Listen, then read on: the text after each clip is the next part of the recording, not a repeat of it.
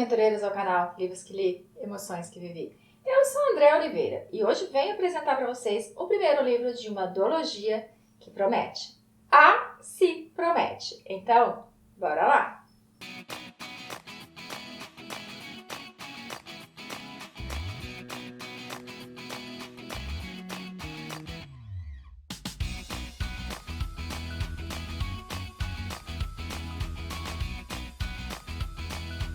Já chego apresentando para vocês, meus aventureiros, o primeiro livro da duologia Desejos Sombrios, Nos Braços do Pecado, da autora Beatrice Meireles. Lembrando que esse e-book foi lançado recentemente, então não tem total de páginas. O que ele tem é que para você ter uma boa leitura, você levará em torno de 5 horas e 19 minutos. Quando foi me passado essa história, quando foi me indicado essa história, então ela foi me repassada como uma história dark. Lembrando que a história dark é aquela história que pega um pouco mais pesado, aquela história que vem trazer muitos tabus, que vem trazer muitas situações que ocorrem no meio de nós, mas que muitas vezes tampamos os olhos ou outras vezes são escondidos. Enfim, são histórias que julgamos ser um pouco, às vezes até difícil de ler. Mas as situações que acontecem nesse livro, eu acredito que a autora, ela trouxe de uma maneira tão assim, tranquila, que eu acredito que não terá tantos problemas para ler. Eu não achei tão difícil de ler, tá? Para você pode ser diferente, mas para mim foi dessa forma. Então vamos lá começar a saber o que acontece nessa história. Bem, aqui nós vamos conhecer Esther, que é um nome diferente mesmo, que é uma menina que tem seus 20 anos, que acabou de perder a sua mãe por conta de um câncer, e ela começa a ter ali as suas dúvidas, seus questionamentos, porque ela não aceitou a doença e ela não aceitou a morte da mãe. Então ela começa a ver o que ela não viveu, o que ela não disse, ela muitas vezes tem os seus momentos de raiva por conta dessa perda, e ela tem somente a sua melhor amiga, como também o seu namorado Cole e o seu padrasto, que é o Frederick. O Frederick, ele tem ali os seus 27, 28 anos, ele viveu 9 anos com a mãe da Esther e ele teve uma relação muito de companheiro, uma relação muito de amor e carinho. Ele realmente foi um excelente marido.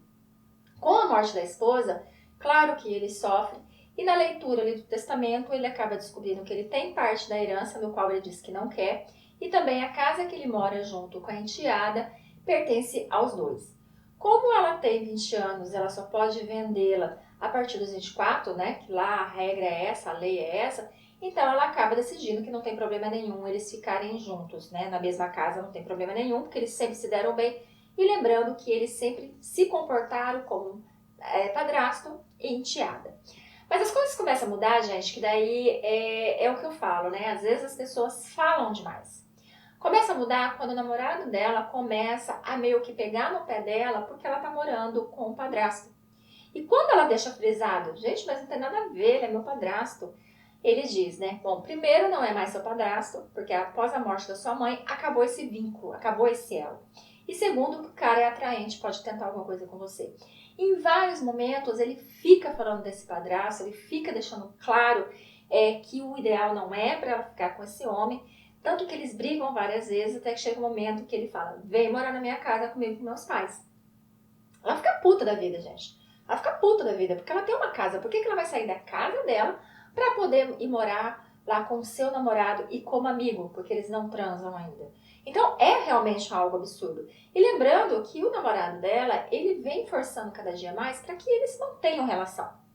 E mesmo a morte da mãe dela sendo algo recente, ele começa a pegar um pouco mais no pé. Eu achei isso desagradável nesse rapaz. Eu achei. Porque nesse momento ela precisava de outro tipo de atenção. Ele é carinhoso? Ele é. Mas ele pega pesado às vezes na situação. O que mais complica também é que a sua melhor amiga, ela tem a mania de ficar falando do Frederick, como ele é lindo, como ele é maravilhoso. Porque a mãe dela era nova, a mãe dela tinha acho que quase 40 anos. O Frederick era mais novo do que ela, né? E fica... Ai, gente, esse negócio de ficar falando que o homem é gato, como é gostoso. Ai, se não aconteceu nada ainda. Ai, que não sei... Começa a ficar muito falando na cabeça dela e ela começa a reparar nele. Porque quando ele falou que ele poderia sair da casa, ela falou que não tinha problema nenhum eles ficarem morando juntos. Gente, eles viviam de boa e eles continuavam levando a vida normalmente. Mas conforme essa falação na cabeça dela, ela começou a olhar ele diferente. Ela começou a notar a beleza dele, começou a notar o corpo dele. E, gente, claro que isso não ia prestar. Claro que não ia, né?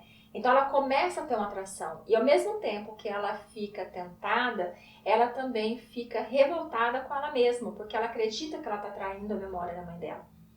Ele acaba começando a beber para poder esquecer a mulher que ele amava, a mulher que ele foi fiel, a mulher que ele viveu durante 9 anos. Mas um belo dia ele acaba chegando bêbado e eles acabam tendo ali o primeiro esbarrão.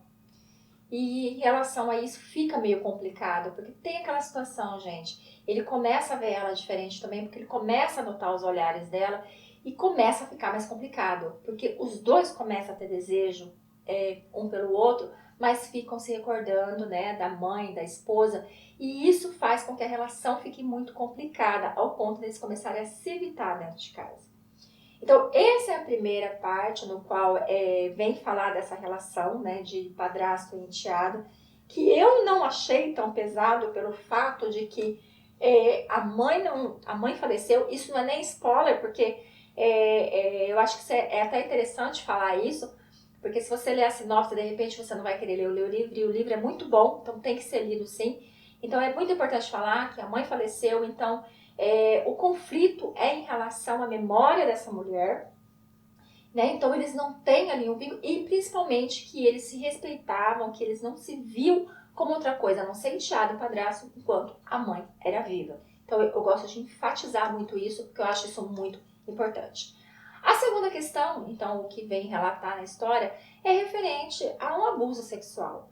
Porque ali em um dos momentos no qual a Esther, ela acaba saindo com a amiga para uma balada, porque ela plantou o pé no rabo desse namorado dela, que, ai gente, ele é muito canalha e o motivo que ela larga dele é louvável, ela tinha que largar mesmo, tinha que dar na cara dele, porque ele apronta e ainda vem culpar ela, de certa forma, né? O motivo que ele aprontou. Então, sim, tinha realmente que plantar o pé na bunda dele e dar um murro na cara dele, igual ela deu. Porque ela deu um belo murraço na cara dele e foi pouco pelo que ele aprontou. E ela tá nessa balada, ela acaba conhecendo algumas pessoas, ela acaba ali bebendo, brincando, dançando, até que ela vai pra casa e o cara acredita, né? Já que você ficou comigo a noite inteira ali dançando, conversando, brincando e aceitou minha carona, então automaticamente eu posso te levar pra cama.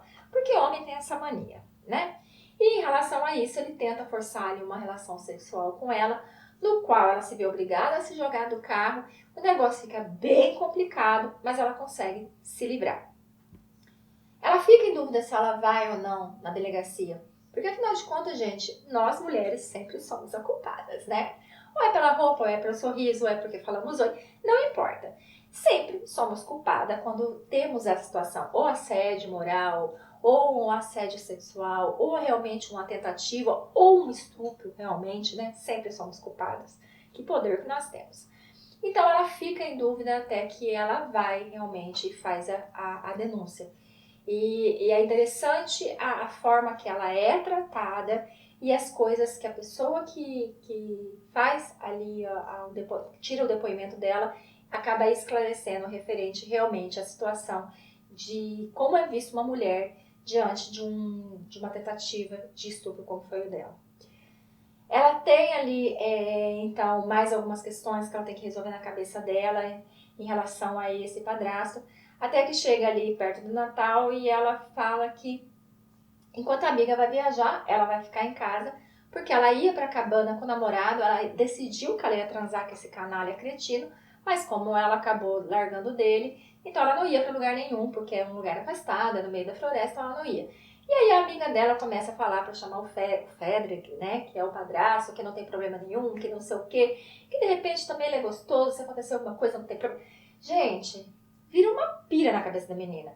E ela acaba chamando ele, lá é onde eles têm alguns momentos de conversa, momentos de reflexão, momentos de culpa, mas eles acabam sim se entregando à paixão, né? Então eles têm momentos quentes, sim, muito quentes, diga-se de passagem, e eles começam a pensar no retorno para casa, porque afinal de contas, gente, eles terão que retornar para a cidade deles, que é minúscula, e assim, claro que isso vai acabar chegando no ouvido das outras pessoas, porque eles não sabem nem como vão reagir entre os dois mesmo, estando nessa cidade, e eles têm que se preparar psicologicamente para isso.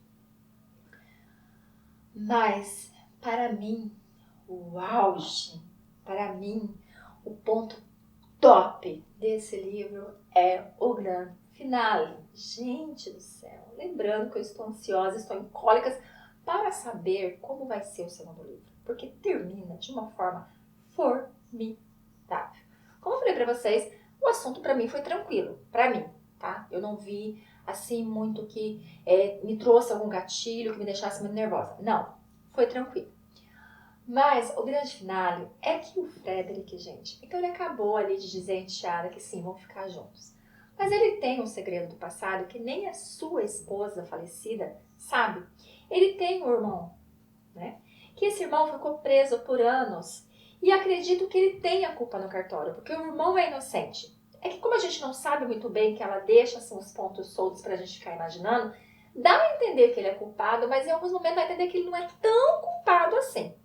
Esse irmão, ele sai da cadeia e ele quer vingança. Ele quer a cabeça do seu irmão em uma bandeja de prata. Ele vai atrás do seu irmão, no qual ele deixa claro que ele quer vingança e que ele vai transformar a vida dele em um inferno. E ele acaba dizendo que uma das coisas que ele quer é comer a enteada dele. É tipo assim, gente. Frederick fica puto da vida, muito puto da vida. Mas Ferdinand, que é o irmão, ele não liga, ele simplesmente sai gargalhando. E ele vai bater na porta da casa do irmão. Aí você fala, tudo bem, tranquilo, de boa. Não, gente, não tá de boa. Porque ele é irmão gêmeo. Ele é idêntico, entendeu? Então, quando ele chega, ele aperta a campainha e a Esther, ela acaba abrindo a porta e perguntando, ué, por que você não entrou? Por que você tá batendo a porta, apertando a campainha? O cara, gente, simplesmente olha ela da cabeça aos pés, com aquele olhar de fome. Bom, lembrando que ele ficou preso por muitos anos, né, gente? Então, né, ele já pega ela, ele já enlaça o corpo dela nele e já joga ela na parede e, cara, ele começa ali, eu vou te dizer, eu vou contar pra vocês, todos os momentos sexy do Frederick com ela não é nada comparado do que esses poucos momentos ali que você lê do irmão dele com ela, gente. Não, vocês não estão entendendo como o cara é, ai, sabe, fominha. Gente, ele puxa ela assim, ele cata ela de um jeito, que vocês não estão entendendo. Ele aperta ela, gente do céu, o que era aquilo? Ela nota que tem algo diferente. Ela nota que tem algo estranho, porque ele tá mais voraz, ele tá assim, sabe, mais bruto, ela tá gostando da brutalidade dele, ele tá mais assim, desesperado, e gente, ele começa a fazer loucuras com ela, loucuras, vocês não estão entendendo, loucuras. E nesse ponto, gente, eu paro de passar pra vocês, porque não tem como eu contar mais, porque se eu contar, aí eu vou dar spoiler e a autora vai me matar. Mas a gente vai ficar agora, a gente não, né, porque eu já li, e eu já sei o que vai acontecer, e eu tô até nervosa com os acontecimentos, mas eu quero que vocês leiam porque vai ficar nessa situação. E aí, ele vai chegar no finalmente com ela? Ele vai realmente transar com ela?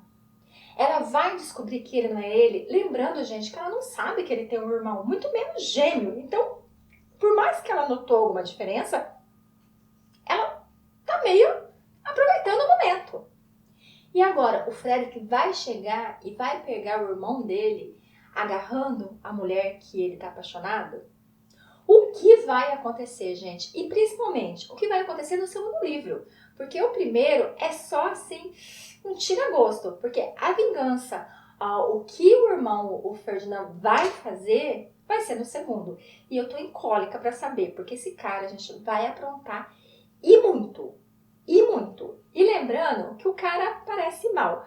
Mas eu já gostei dele, gente, porque as pegadas foi muito melhor do que a do Frederick. Diga-se de passagem. Mas eu deixo vocês, então, refletindo sobre ler ou não esse livro. E muito obrigada pela companhia, fiquem com Deus e até a próxima!